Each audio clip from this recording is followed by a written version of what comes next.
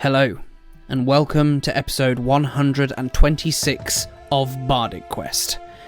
In this episode, our heroes awaken to find their world turned inexplicably upside down as they frantically hurry to save their friend. So, without further ado, let's get into this week's episode of Bardic Quest.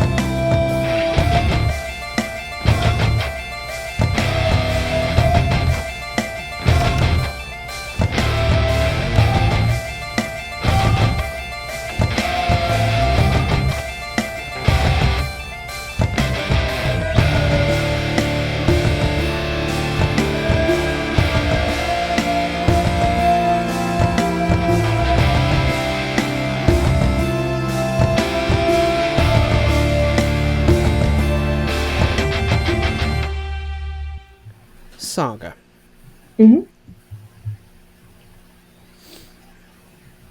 A short time before sunrise.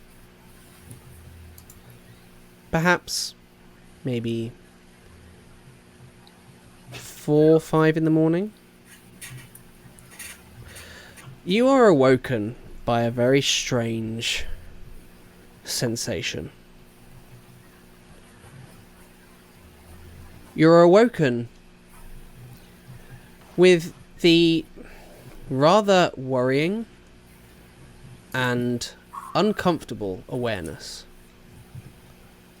that Johann, lying next to you, is freezing cold and lying perfectly still.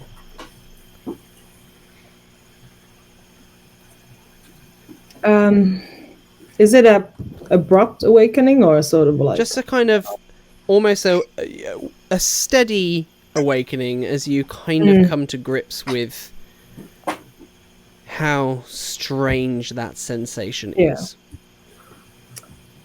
I think at first there'd be like a shifting, and then she'd snuggle closer, maybe not realizing if she thinks she's cold, and she like snuggles closer, and then she'd probably feel skin and go. Then open her eyes and look at him and go, Johann? Nudges him a bit. Johann? Shuts.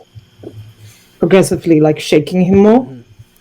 You notice, as well as him being cold, he was already looking quite pale because he was so weakened by the attack from the Wraith.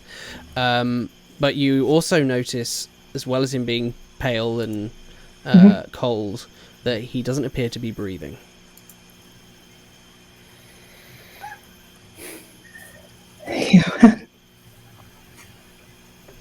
Come on. Come on. It's not funny. Wake up. Wake up. Wake up, you bastard! Wake up! She'll try his pulse. Not now. Not now. Not after everything. Not now. Wake up. And that would go on for a while, and then eventually she would just scream. Okay. The rest of you are awoken by the most intense scream cry you think you may possibly have ever heard, coming from the room next door, Sergei and Thorik, and further down the hall for yourself, Marvellus. But it's loud enough even to wake you, Marvellus. Oh yeah, it's... We we run there, and then just sort of like push open the door and are standing in the doorway. What do we see? She's like hunched over him, probably her head's pressed against his head, and she's like sobbing, crying. It's a mixture of like just incoherently saying no, not now, not after everything, and then also really angry, like how could you? It's just incoherent. Thorik runs to his absolute hysterical. You've never seen a hysterical. Thorik runs to his bag and takes the scroll of Revivify, and he comes and just sits next to Saga and says, "It's okay. It's going to be fine. It's fine. Just give me a second." And he his hands are shaking and unrolls the scroll of Revivify, and he starts speaking the words. Berona argent lumis revivify Johann vectuk, and waits for it to work. Thorik, what's happening? What's going on? It's all right. He's fine. Does the spell work? You cast a spell. What does it look like when you cast this spell? He's speaking the words, and as he speaks each word, this sort of like ancient paper, like the kind of traces the letters in silver magic as he's channeling his own magic through it. As he speaks the words, Berona argent lumis revivify Johann vectuk. And these symbols come off the page. Light fills the room for a brief moment. But Johann remains still, cold and unbreathing.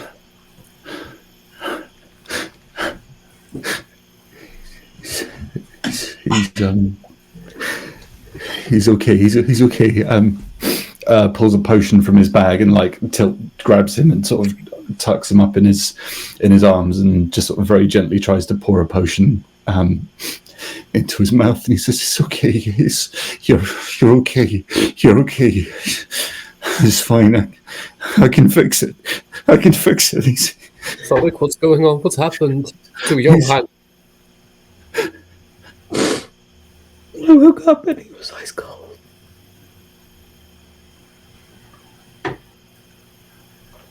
Marvellus would at this point appear at the door in his nightshirt and taking a glance at what's happening. If there are any other people from the other rooms, he sort of waves them back to their rooms as he just sort of stands at the doorway and watches what's happening. Don't you dare do this to me. Don't you fucking dare. Don't you dare do this to me. It's meant to work. It's meant to work. I have it. I can do it now. I can bring people back. That's the whole point. I know the words, Saga. I know the words. I can bring people back now. I don't know why it's not working. Would you like to give me a religion check, please, Thorik? 4. Yeah. You are convinced that this should have worked, but for whatever reason, it has not. I need diamonds. Sergei, have you found any? They're not just valuable. They're valuable because they're condensed. They're condensed starlight that's fallen from the gods and is distilled on the material plane. They're a channel. They can be used. They can be used to. I can use them to bring him back. I've used the scroll, but I know the spell. I know the words. I can. Marvellus. Do you have? I need diamonds to cast it again. I don't have any diamonds, but and I'll go up and cast Cure Wounds at 2nd level, doing anything I can to help assist Thorik. All right. Wayne, could I make a religion check? Yes, absolutely. Please do. It'll be 17. 17. To your knowledge, Marvellus, Revivify should work.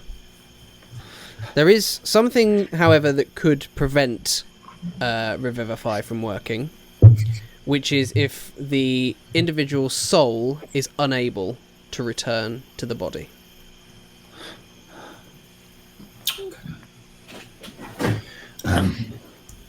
I step forward. I place a hand gently on Thorik's shoulder and then kneel down next to him, and I look upon the cold, rigid body of Johann, and I say, the flesh is here, but perhaps the soul is not. Oh, where's it gone then? What are you talking about? He's been lying right here. He's been there. He's been in the next room to us. I grip his shoulder and I say, brother, I know no more than you. I bat his hand around. I'm not your damn brother. The gods have forsaken us. Johann, I know you can hear us. Just wake up, please. Johann. You stupid idiot. You're such a stupid idiot. You should never have gone in that mine. Thorik goes to the next room and opens the window and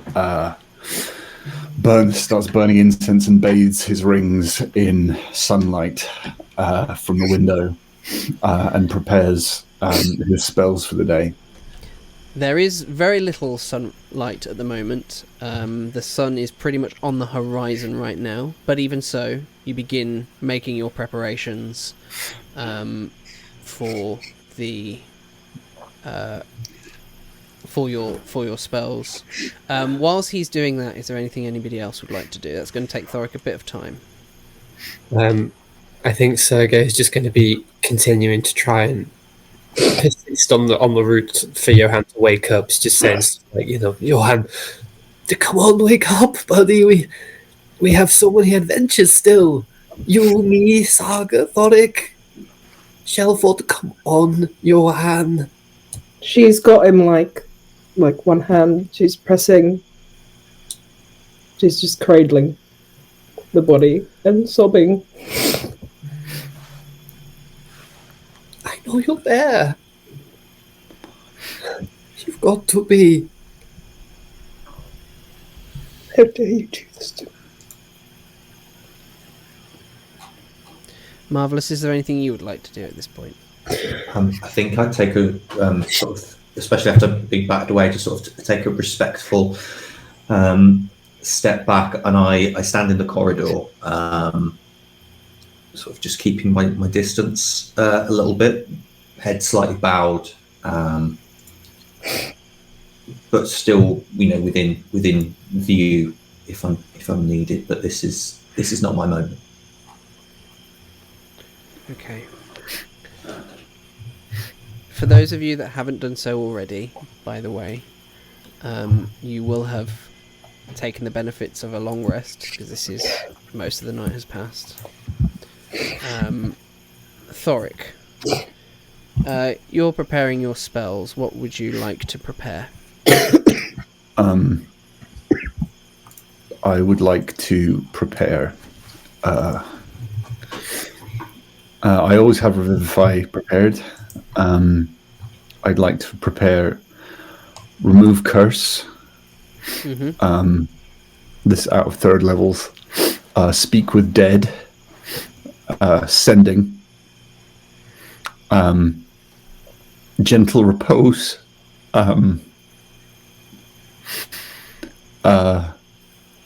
Augury. Protection from Evil and Good.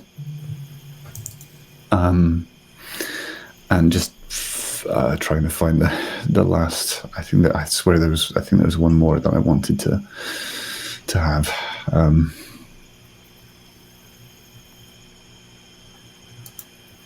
No, I think there are a couple more I can choose, but they're probably not going to differ from ones I've had. Yeah. Okay. So, some fair amount of time passes then as Thorik finishes preparing what spells he can. Thorik, having prepared them, what would you like to do next? I'd like to run into the room again and is Thorik sensible enough to understand that Revivify isn't going to work anymore? I think he's probably knowledgeable enough to know that if it didn't work before, it probably wouldn't work a second time. In which case,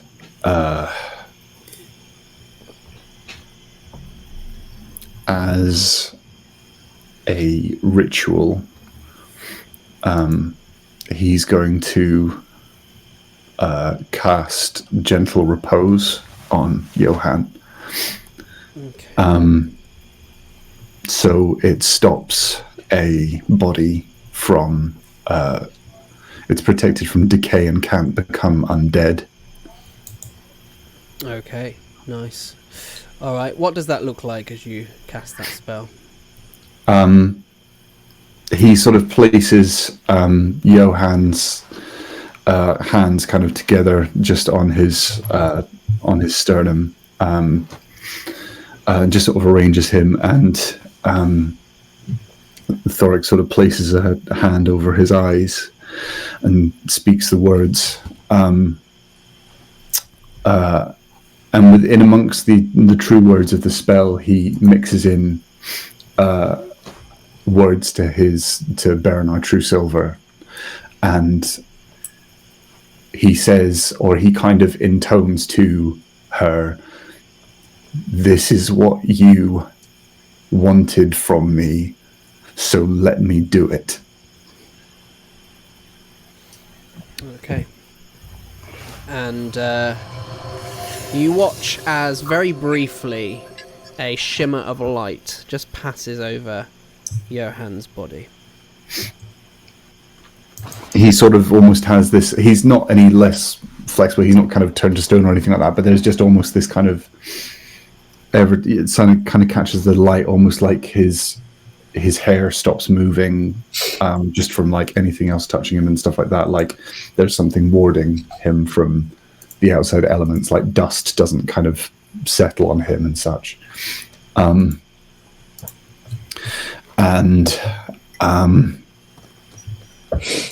I would then like to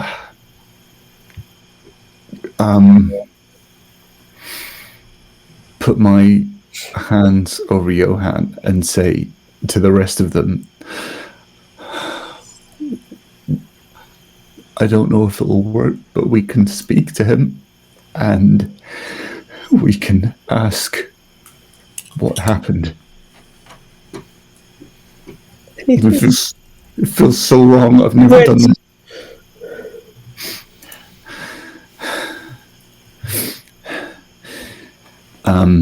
So he places his hands over Johann and uses a third level spell slot to cast Speak with Dead.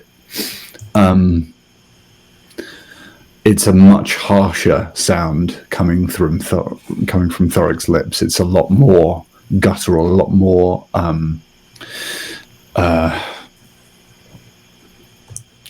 kind of. There's almost sort of a kind of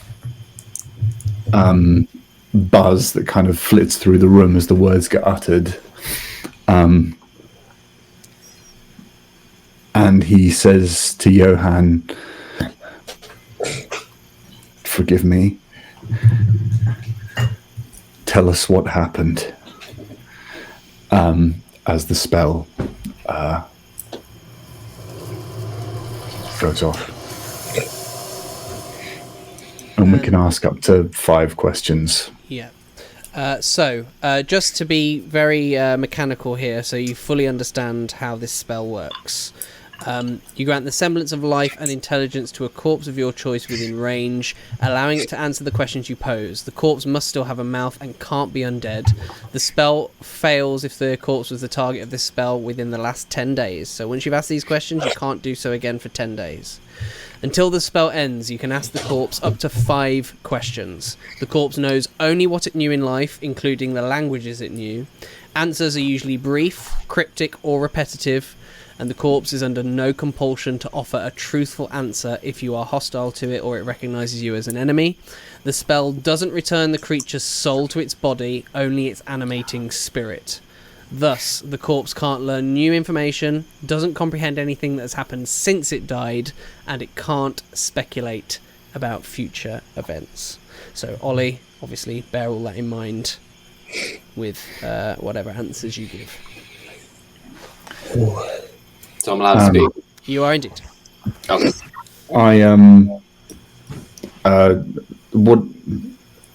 What does it look like, sort of seeing Johann reanimate?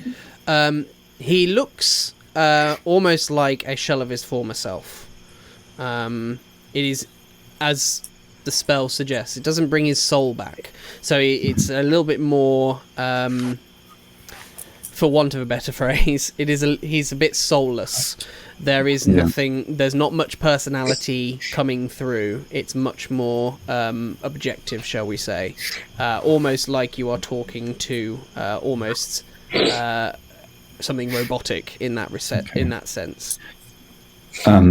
He sort of just rests a thumb against Johann's cheek and says, Johann, what happened to you before you died?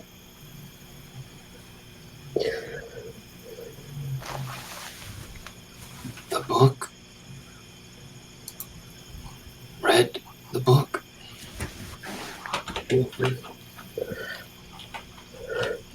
Book felt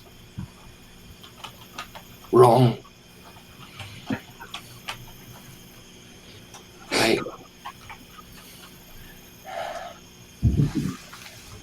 I read it. I saw the end. All dead. Everything gone. I'm sorry. Forgive me. Wanted to help. Wanted to protect. Wanted to be strong again.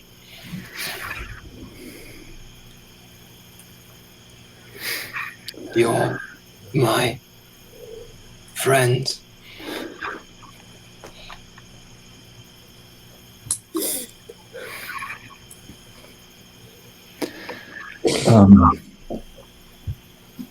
Thorik asked the second question. Who did this to you?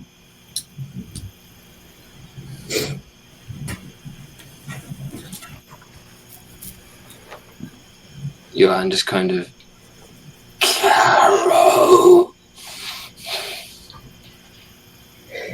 Caro found me.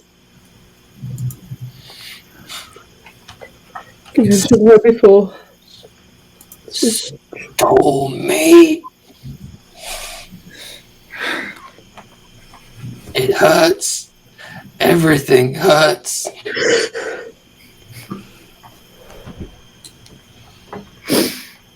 Should have known. I was a fool. Forgive me. There's nothing to forgive. There's nothing to forgive. Johann, do you know how we can find Caro?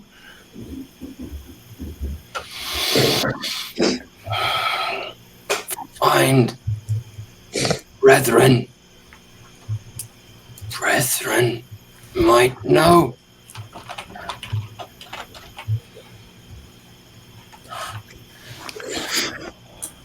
Witches might tell.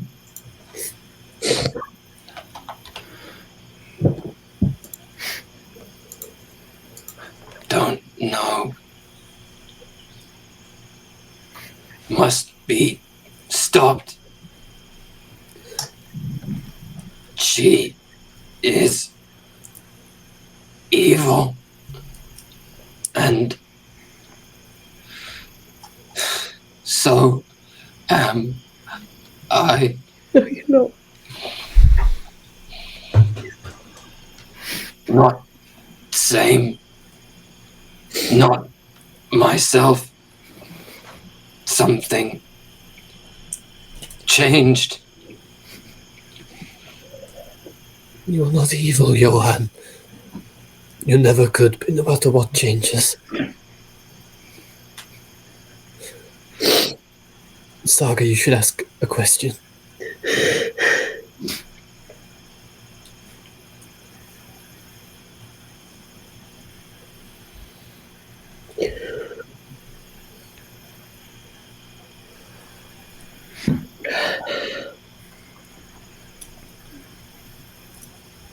Are you at peace?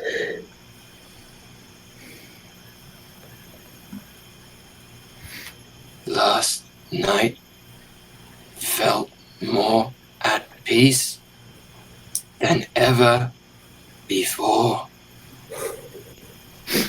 Was happy. Please don't leave me. Don't want to go. Sergei, I'm going to ask him the last question in a moment, but is there anything else you want to say before? Oh.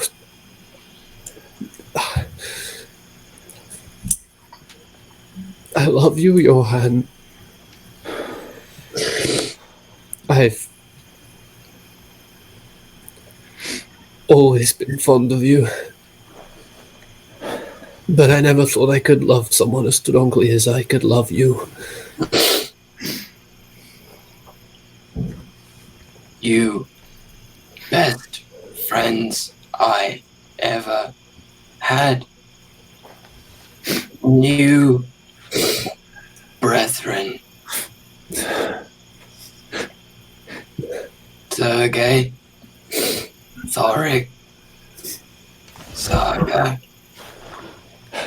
Will miss you very much.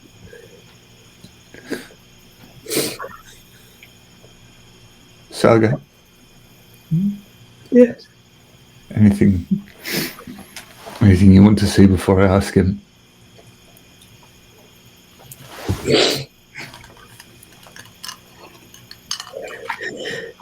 I hate you. I love you. You stupid fucking idiot. You never could take any advice. I miss you so much. Just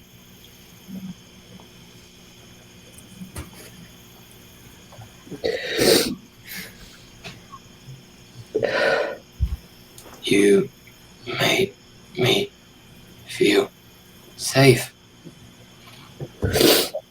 Always running, always hunting.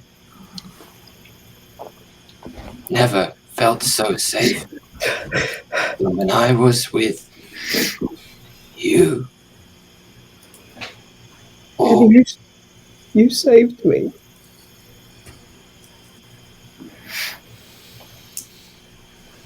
I always knew you'd break my heart. But not like this. then you hold on to mine.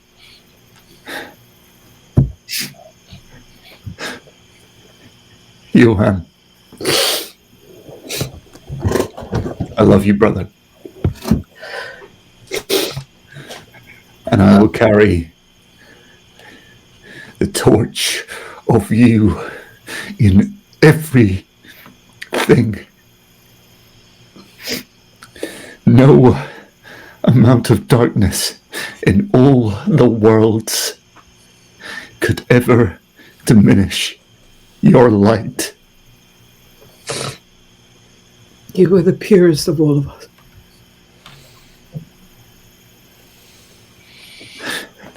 You need to rest now. Thorik presses his forehead to Johann's and kisses it. And looking into his eyes, he asks the final question. What are the words of your order? What are the words of the Brethren Vigilant?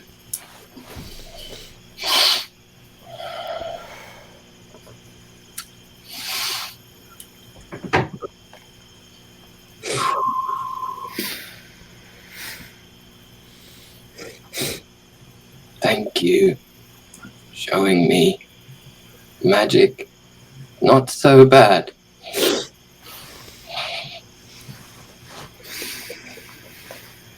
In ash and ember, you are free.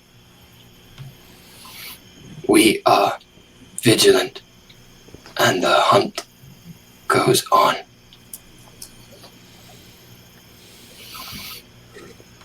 Farewell, my friends. And as he utters those words, whatever semblance of life was in his eyes fades away as he returns to being lifeless in Saga's arms.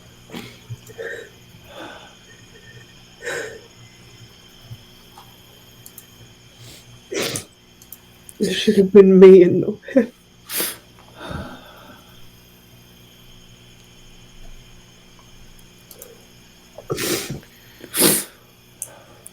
Sergei's gonna slide off the bed and head out to Schalfort. Thank you, Schalfort. I'm sorry I couldn't do more. No, you did everything. Without you, we would not be back here or have had a chance to say goodbye. That's kind of you to say. If there's anything I can do, in truth, I thought I had a good grip of what fraternity meant. This, I've never had anything that matches what I've just seen. I'm truly sorry for your loss. Thank you. Thank you. I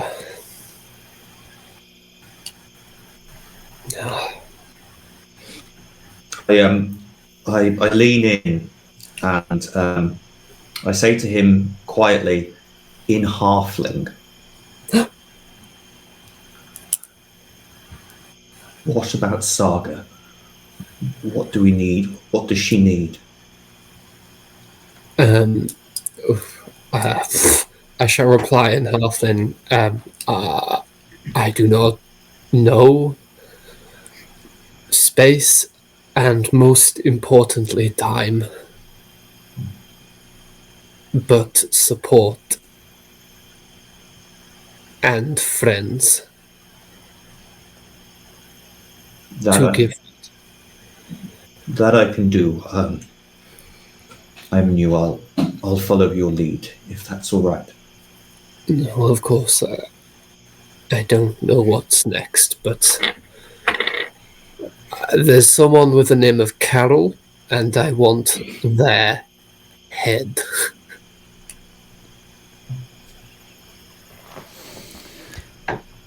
as you're having this conversation with Marvellus, Sergei, from coming up the stairs, you hear some footsteps that kind of emerge on the landing, and you see Darwin, the new member of staff at the Stonehill Inn, just carrying some linen, some fresh linens up the stairs. And he sees you and Marvellus talking in the corridor, and he says, sorry, it's a bit early this morning. I wasn't expecting anybody. He kind of looks at you, and your kind of forlorn looks on your faces. He says, is everything all right?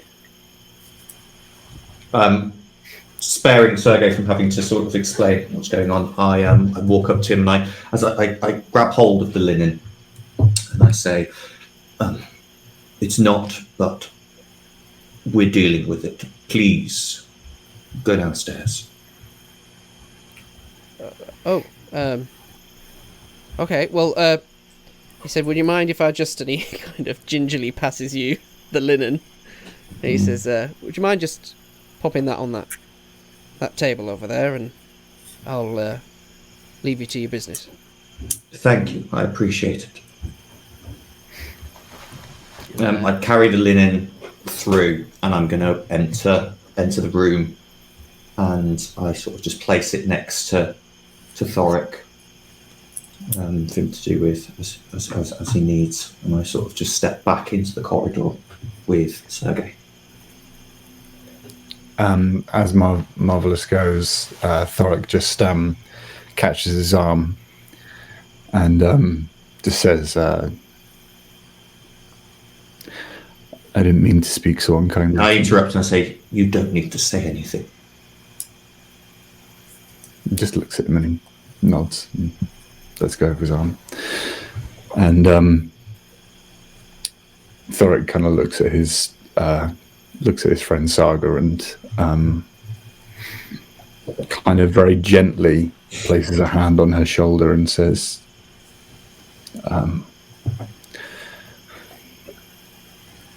no is a perfectly acceptable answer. Can I hold you? And he just embraces her and yeah. It's a very tight and probably slightly painful hug. Same. And he's just kind of like digging his hands into her, and just they couldn't be more firm and couldn't be more kind of close, as they just both are just gone. I'd like to come in and sit with them and sort of just cast mending on the tears and cuts in Johann's fabrics and armor, and just try and make it look nice. Okay. Which you do, of course, as you watch all of those tears and kind of blade holes, claw marks, and everything in his leathers just kind of sew themselves back up one by one as you cast mending upon his belongings.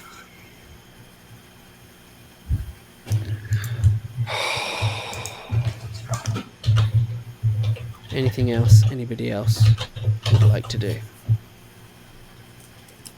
Does Johann have any like braces or bracelets or necklaces, any sort of like small belongings like that? I will have to defer to Johann on that, whether it in personal effects. Johann has his book with which he records as many of his dealings with monsters as he could, but there's also a few personal entries in there. There's obviously the war pick that he carried on his back, which is a sort of relic of the Brethren. Mm-hmm. And was always intended to be. If something was to kill Caro, then it would be with this particular pick that it would the killing blow would be dealt. Other than that, he has his leather sort of protective gauntlets and leather armor pieces, and his clothes. Insofar as jewelry, not so much. Obviously, Stephen is his only sword and his weapons.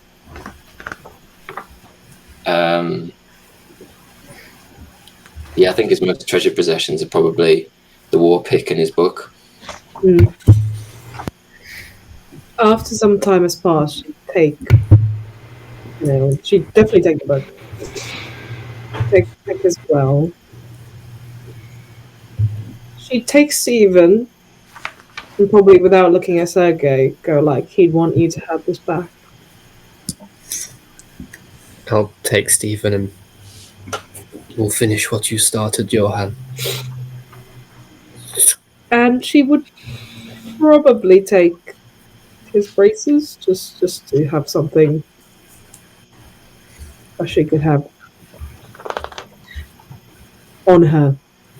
Something she could feel on her. And then she'd probably like comb his hair back and try and make him look alright, semi-presentable. What of the book that Johann has now informed you did not feel right? Can I use detect magic as a ritual, please, over this 10 minutes? You certainly can. Whilst he's doing that, is there anything else anybody else would like to do?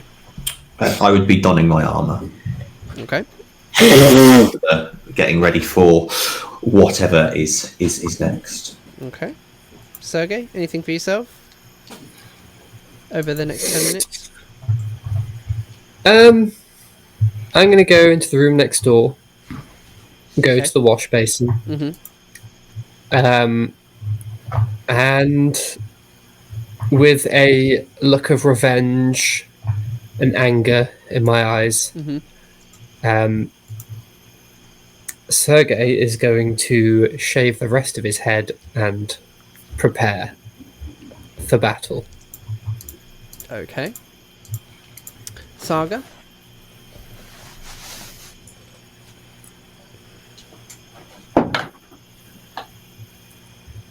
You're muted, Saga. If everyone... It was because I was snotting. I didn't want on audio. Is everyone else still in the room? Everybody except Sergei right now. Yeah, I've returned. What now? What do we do now, Thorik? His soul is gone. Whatever Caro is... It's a witch. The witch took his soul. He told me about them long ago. That first stupid night. We pretended to be husband and wife. He told me about her.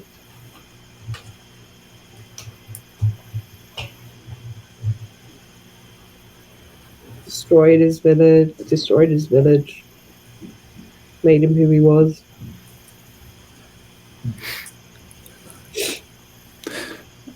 What do we do with him? The spell I cast will make it so he could be revived in 10 days. But I don't have the power. And he would still need his soul. I don't even know if those things are false hopes. I don't even know if those things are possible.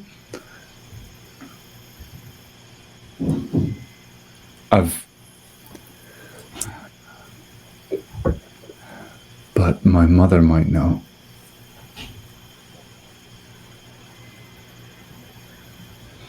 I'm not ready to let go. It might be selfish, but can we have those 10 days? He takes her hand in his and kind of just like presses his lips to it. Just in like making it very clear how solemn a promise he is making to her. He says, I swear by everything I am and all my love I hold for you and him, that I will do everything I can for him. I know. I can't promise. And I'm just sorry it didn't work. It's not your fault. I don't blame you.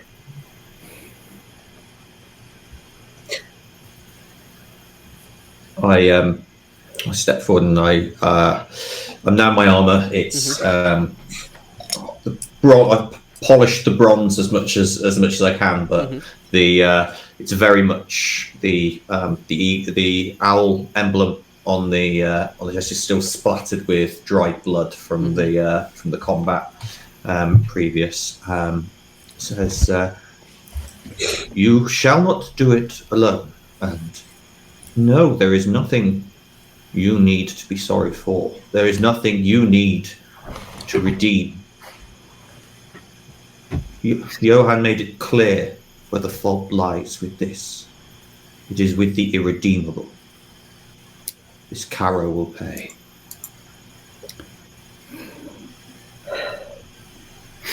Does my detect magic...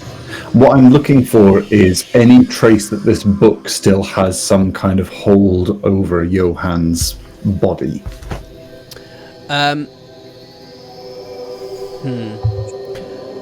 Johann's body is certainly not lighting up with anything.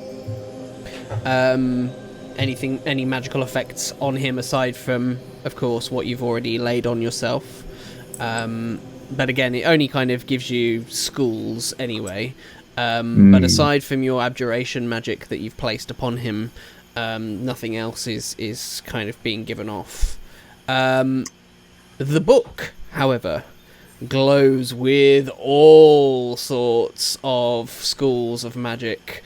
It glows with enchantment, evocation, divination, necromancy.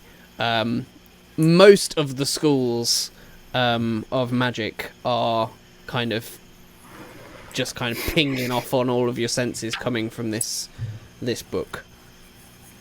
And very strong auras of that as well. This is one powerful tome. Okay. And I say to the room at large, this is all very new for me. I intended to wake up and remove the curse affecting Johann. And to feel one dawn too late. It feels like the most bitter medicine. I don't know if it will do anything for him to try and remove whatever remains of a curse on his body or this book. Or if it's something that you want me to try for you, Saga. I'm still not sure that's how that works for you.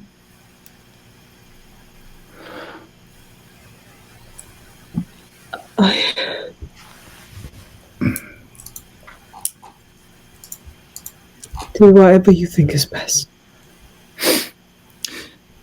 The last thing I could try,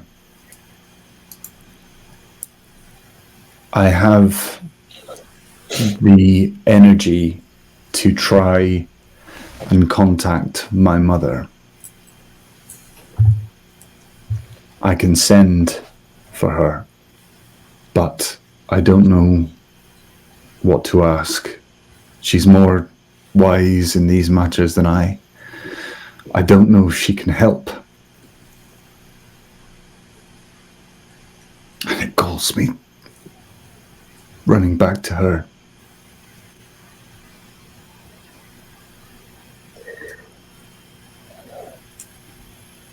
Please. For you. Please. And I'm going to try and think of the correct 25 words I have to send to. Oh boy, it's one of those, is it? Yeah. While you're sorting that, I think I would go downstairs and, while this is going on, sort of off camera, explain the situation to Toblin, I believe. Toblin Stonehill, yes, is the proprietor of the. Ask him in terms of we will need the body caring for, but not burying, and where in town might be the best, for him to sort of make inquiries for us. Mm-hmm. And I'd give him a gold piece for his trouble for any and let him know any expenditure that needs doing to come to me. Sure. He is very solemn in response, very respectful in the way that he responds to everything that you're telling him, and he very calmly says to you, yes, I think I should be able to get in contact with the right folk to make sure any preparations are appropriately carried out. I tell him your kindness will be remembered. Well, thank you, I suppose, but everything that you and your friends are going through is far more important here. I'll ask Darwin to come up and check on you all. And he says, Darwin! I lean in and say, I need not tell you that this should be dealt with discreetly. But of course. Yes, whenever I find Darwin, I'll send him up to you. And my thanks. And we will rejoin the others. Okay. She would probably actually get properly dressed now, because up until now she's probably just been wearing like an undershirt. Sure. So she's probably gonna get dressed, put her armor on, redo her braids and her face, very robotically, very.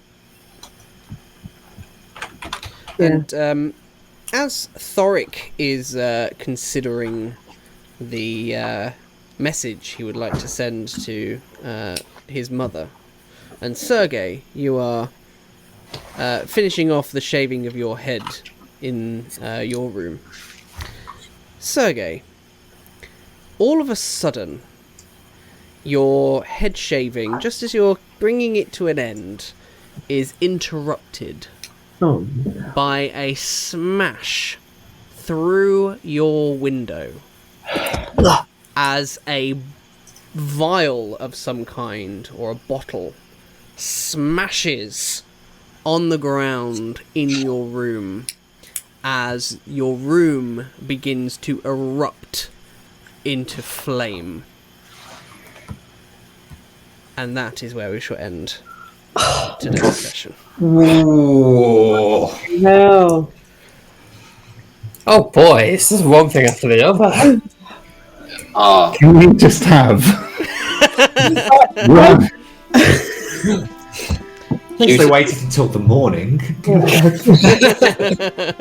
I just wanted to take a moment to express our huge appreciation for all of our amazing Patreon and YouTube members. Your support means the world to us and helps keep this channel going strong. So I wanted to give a special shout out to each and every one of our incredible patrons and members, who are Simon Jelly, Martin C, Gallus, Gary Lloyd, James Hamilton, J.R. Bellaston, Robert Treadwell, Jason Udall, Chrissy Kirby, Jason Bradwell, Nigel Raggett, and Rebecca Hill. Your support truly makes a difference, and we appreciate you more than we can express. And as a token of appreciation, I just wanted to remind you of the awesome perks that you get as part of our community, from early access to some of our videos, going all the way up to ultra early access for some of our newer, bigger actual play shows, and exclusive behind the scenes content, as well as access to our Discord channel. Your support truly makes a huge amount of difference. And to those who haven't joined yet, I invite you to consider becoming a patron or YouTube member. Not only will you unlock these fantastic benefits, but you'll also be directly contributing to the growth and success of this channel. So thank you once again for your incredible support, not only to our patrons and YouTube members, but you, the viewers as well, who tune in every week to watch our shows. Together, we're helping to bring these fantastic adventures to life. So thank you.